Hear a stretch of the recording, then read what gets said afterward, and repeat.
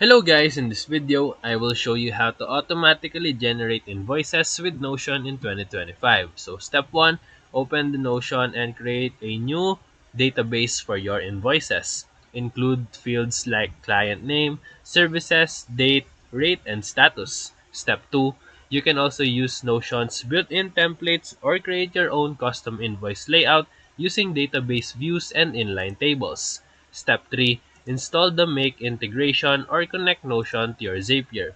Step 4, create a scenario that triggers when a new item is added to your invoices database, just like this. Step 5, set the automation to fill in your invoice template and send the PDF to your email or client.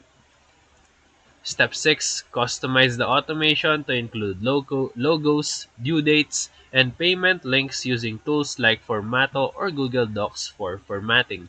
Step 7, test the automation by adding sample entry to your Notion database and check if the invoice is generated and sent. And now, you can auto-generate invoices right from Notion. No more manual work.